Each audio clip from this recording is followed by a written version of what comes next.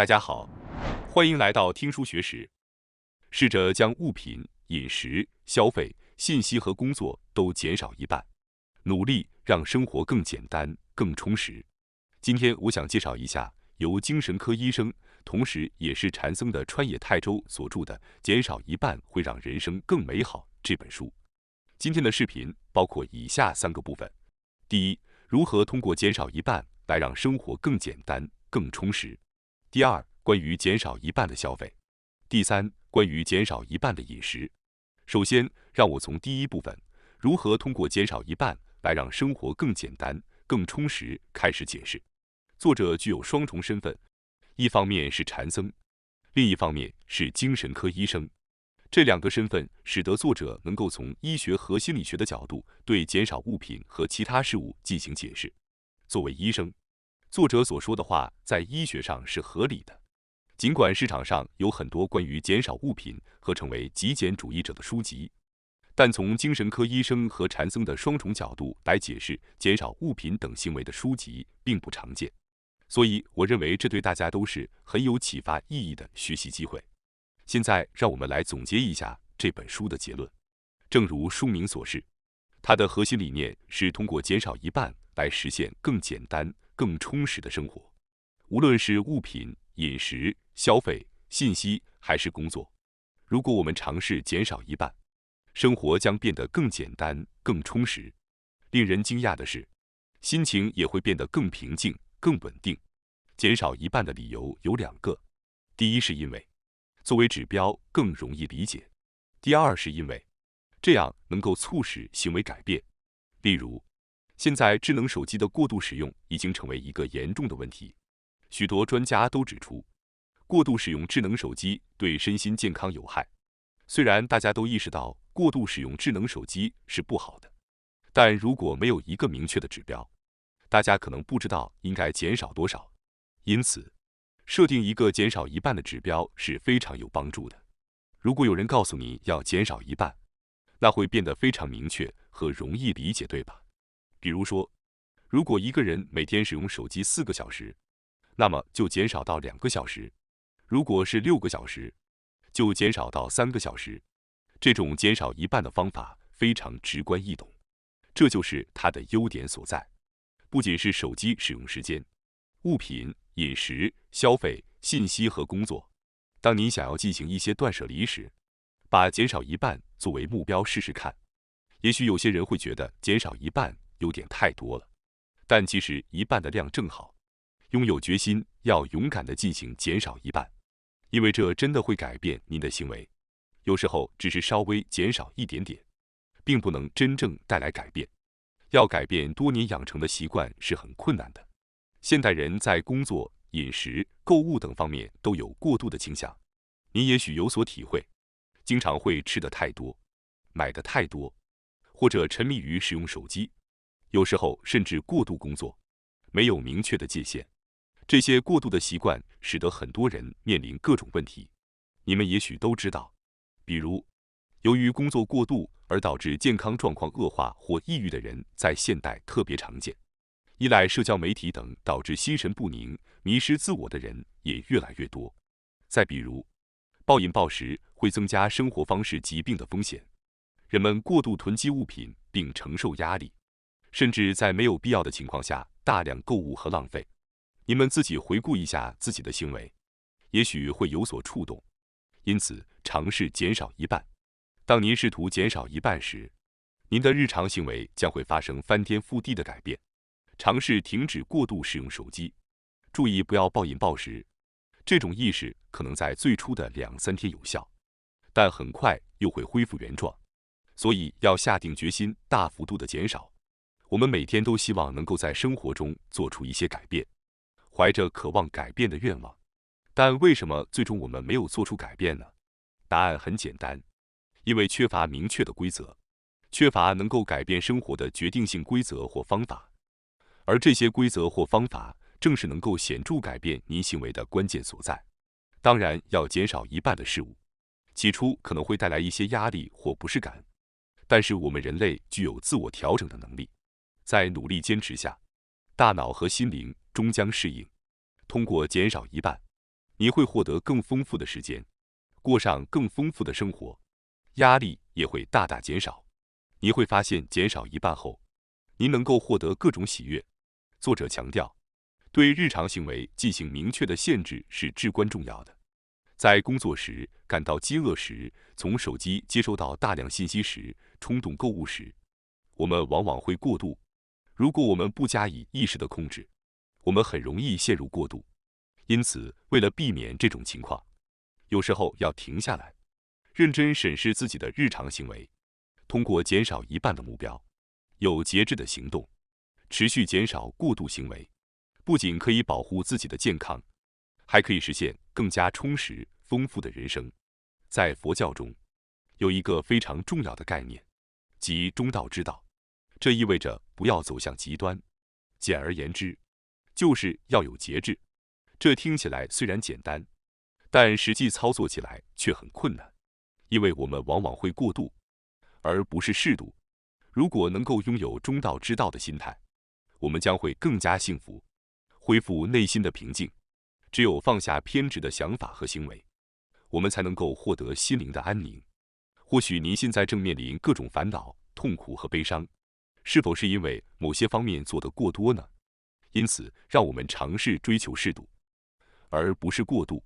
无论多么好的事物，过度都是不可取的。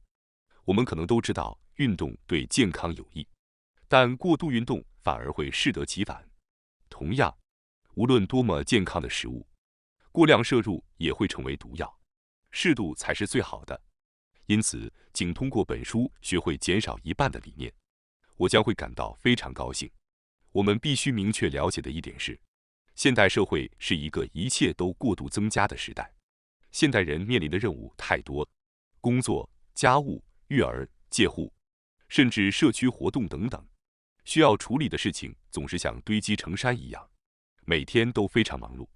在这种情况下，我们的心灵从未得到片刻的休息，我们的健康肯定会受到影响。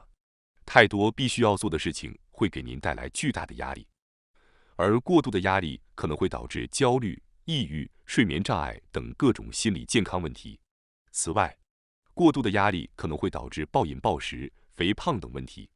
长期的压力会给心脏增加负担，增加高血压和心脏病的风险。过度的压力还可能会降低免疫力，导致皮肤、头发等问题，使外表看起来老于实际年龄。因此，我们需要勇敢地放下那些不断增加的必须要做的事情。不仅是要放下要做的事情，物质上也是如此。我们每天使用的工具、食物种类都在不断增加。由于社交网络的快速普及，人际关系也变得越来越复杂。由于一切都过度增加，我们的心灵和身体都在发出警告信号。正因为如此，我们看到越来越多的人面临着抑郁、焦虑、失眠、原因不明的身体不适等身心问题。为了改善这种情况，我们需要减少填满内心的过多事物，我们需要整理心灵，所以我们需要减少一半。我相信，到目前为止，大家都已经深刻认识到在现代社会中减少一半的重要性。接下来，我将详细解释如何从您拥有的东西开始，逐步减少一半。现在我们必须首先了解的重要事实是，即使在物质上变得富裕，我们也不一定会变得幸福。这是一个极其重要的认识。无论我们买到了什么，我们的内心永远不会满足，结果也不会达到我们期望的幸福。我们都可能有很多想要的东西，比如时尚的名牌包、最新款的品牌服装，甚至豪车、高档手表、豪华公寓等等。我们对所渴望的东西从不满足。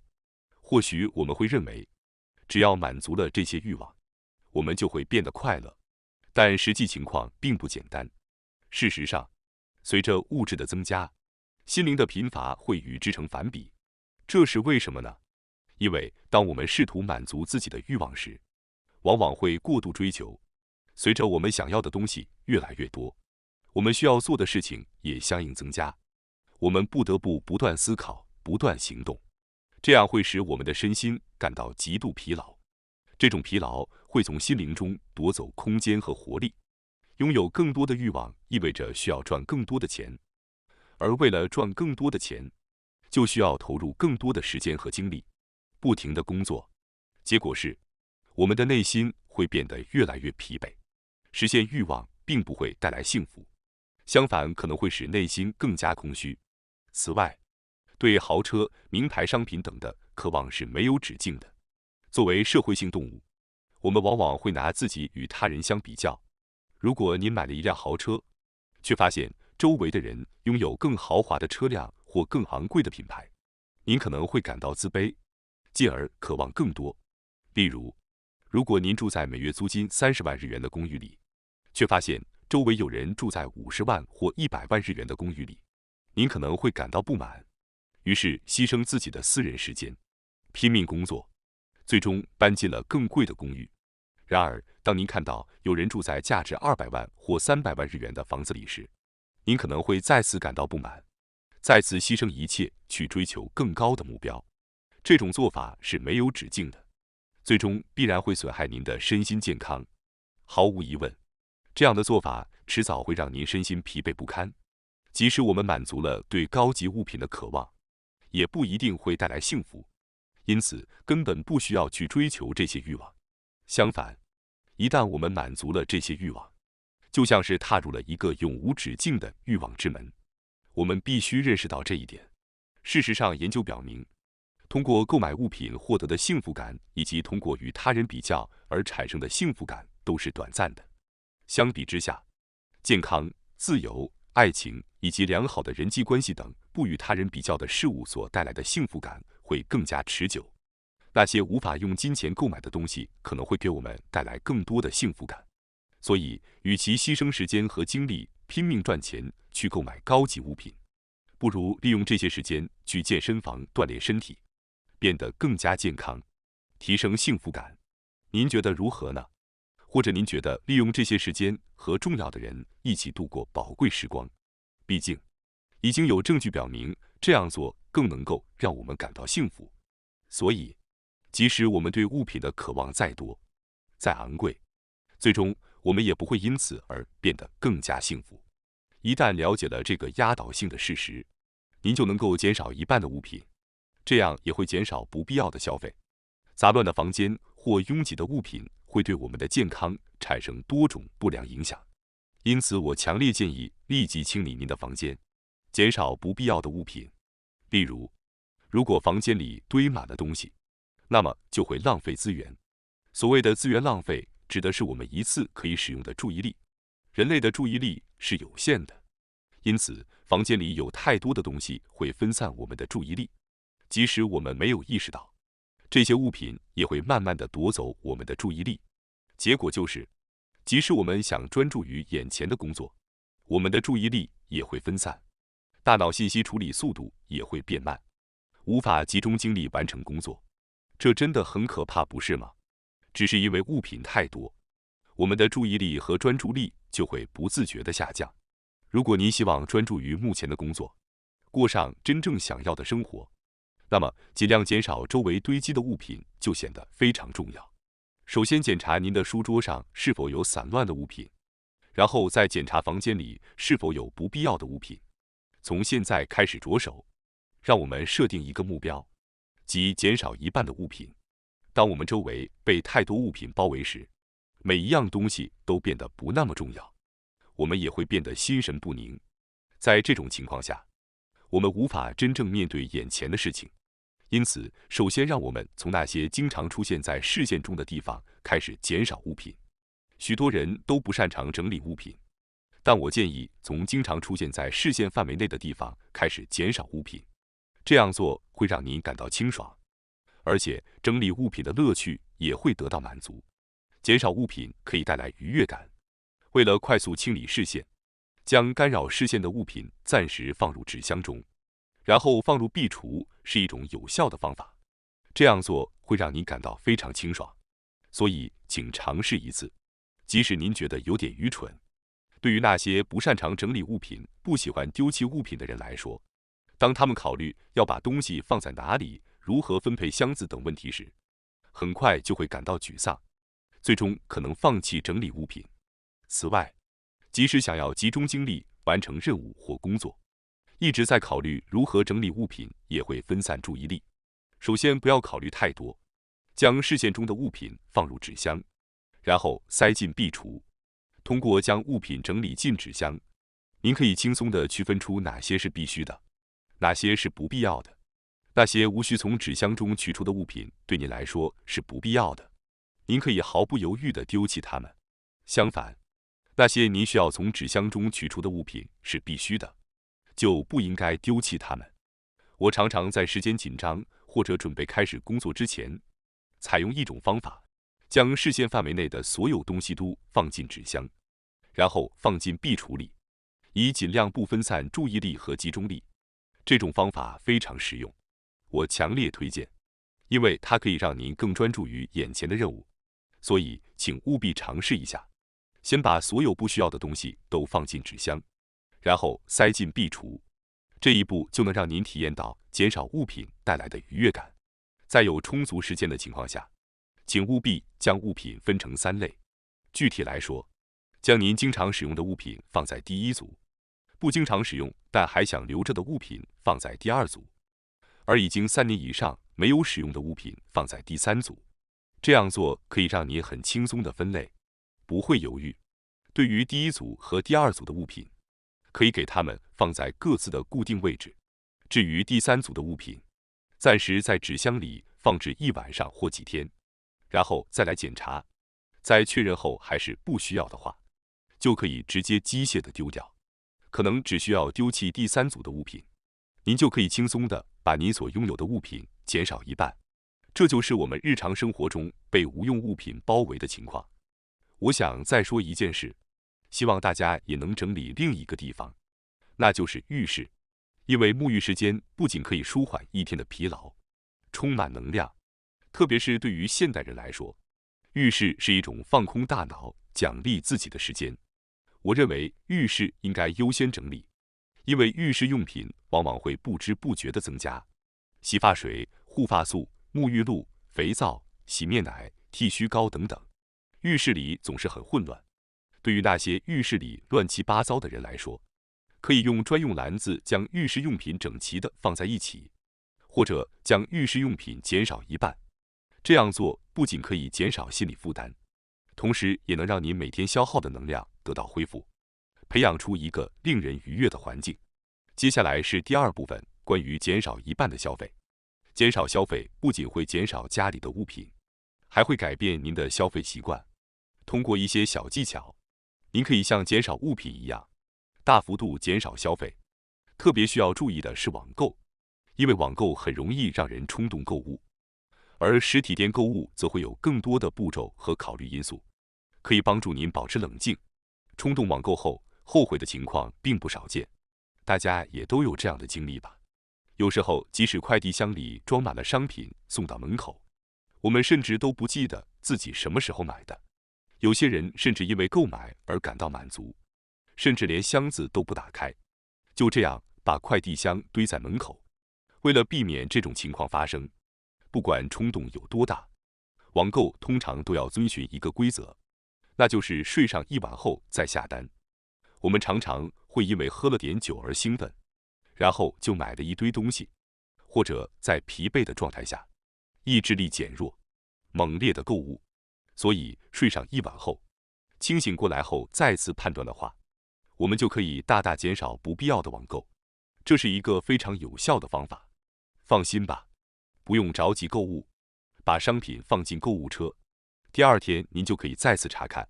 所以暂时把商品放进购物车，第2天再回来确认。有些人可能只是把商品放进购物车就感到满足了，不一定要真的购买。除了这种睡上1晚的绝妙方法外，还有一个推荐给大家的方法，那就是故意购买昂贵的东西。很多人可能会购买不必要的东西，增加了垃圾。为了避免这种情况，购买昂贵的东西也是一个方法。通常情况下，我们会毫无思考的购物，或者购买了东西后就把它放在房间里不用。这可能是因为物品价格便宜。举个例子，大家洗完澡后，会把用过的毛巾随意扔在房间里吗？但如果这条毛巾价值1000日元，会不会有所不同？又或者是更昂贵的2000日元或3000日元的高级毛巾呢？我想大家会更加珍惜吧。同样的，对待衣物也是如此。比如说，如果您买了3套一共3万日元的打折西装，您可能会随意对待它们。但是如果一套西装价值10万日元，你会更加注重将其挂在衣架上，以防止变形，或者使用熨斗来维护。这似乎是人们共同的感受，即廉价物品的存在感较低，而昂贵物品更受重视。因此，我们可以利用这个真理，当然要在自己的经济承受范围内，尝试购买一些稍贵的东西。通常来说，价格较高的物品质量也更好，再加上我们对待它们更加细心，它们会更加耐用。通过购买价格稍高的物品，您可以减少拥有物品的数量和垃圾的产生。我建议大家将购买廉价物品的2倍价格作为参考标准。由于每月的收入基本相同，所以如果您购买平时价格的2倍的东西，您的物品数量应该也会减少到平时的1半左右。尤其是衣物等，特别要注重购买一些有品质感的物品，并且细心呵护，长期使用。通过这种方式，您可以减少消费，简化物品数量。到目前为止，我已经介绍了通过睡上一晚和故意购买高价物品来减少消费的方法。还有一个方法可以减少消费，那就是记录无需做的事情。顺便提一句，这不仅可以减少消费，而且对于实现本书的主题，对减少物品、饮食、消费、信息和工作之一半，是一种非常有效的方法。不要吃得太多，不要买得过多，也不要过度加班，这些都是放下做事情过度的实现方式。放弃不必要的行为是通向轻松生活的可靠途径。为了增强动力，应该好好记录所放弃的事情。语言的力量是巨大的，因此应该将未做的事情记录下来，并用称赞和鼓励的语言来奖励自己。例如，您可以记录下类似以下的内容：去百货商店买冬天的毛衣，看到一条漂亮的裙子和外套，但在整理完物品后决定这次不买了。今天我做得很棒。在超市里，虽然买5个可以便宜，但我不确定是否能全部使用完，所以只买了现在需要的2个，没有受到冲动的驱使。我做得很棒。或者，以前每年都会去我最喜欢的折扣商店，但今年我决定不去了。我认识到以前只是因为打折而购物，浪费了很多。希望你也尝试这样的记录。接下来是第3部分，关于减少一半的饮食。现代人常常被指责吃得太多，吃得过多确实是百害而无一利。因此，作者在这本书中建议我们理解导致吃得过多的原因，并尝试将饮食减少一半。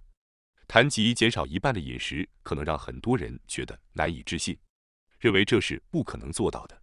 然而，通过理解为何我们会吃得过多，并采取作者提出的一些简单策略，我们可以轻松地减少食物摄入量。那么，为何我们会吃得太多呢？原因很简单，一是吃得太快，二是边做其他事情边吃饭。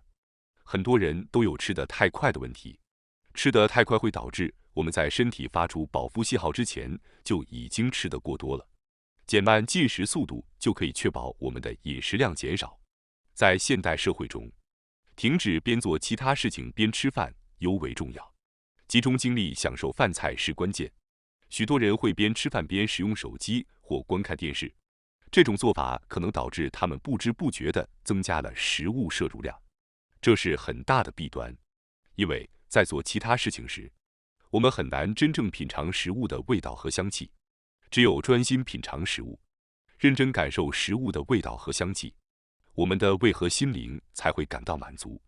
您或许还记得，当您一边看电影一边吃爆米花时，开始时您可能觉得无法一个人吃完一大桶爆米花，但是看着电影时，您会不知不觉地吃掉大部分。试着不看电影，只专注于吃爆米花，您可能就无法吃完了。边做其他事情边吃饭会导致食量增加，因此消除这2个原因，我们就能轻松地减少饮食量。减少一半的饮食量并不难，无需忍耐或坚持。作者建议的并不是刻意将食物量减少到一半，而是通过调整进食方式，使食物摄入量最终减少到大约一半。这种吃饭方式就是减缓进食速度。细细品味食物，仔细咀嚼。首先只需尝试控制前3口的速度即可。将食物慢慢送入口中后，闭上眼睛，享受食物的味道，直到感觉无法再咀嚼更多为止，然后再慢慢咽下。这个过程只需要大约1到2分钟。从第4口开始，可以按照平时的速度吃，这样就能很容易的实施。实际尝试后，你会发现，集中注意力和细细品味食物会使您更容易感到饱腹，带来更多愉悦的体验。食物会变得比以往更美味。最初可能只是打算吃3口，但通过细心的用餐方式，不知不觉中会变成4口、5口，直到您发现整体吃饭的速度已经减少到以前的大约一半。在用餐开始后不久，您就会明确地感觉到已经饱了的信号。这时您可以放下筷子，享受过程中的满足感。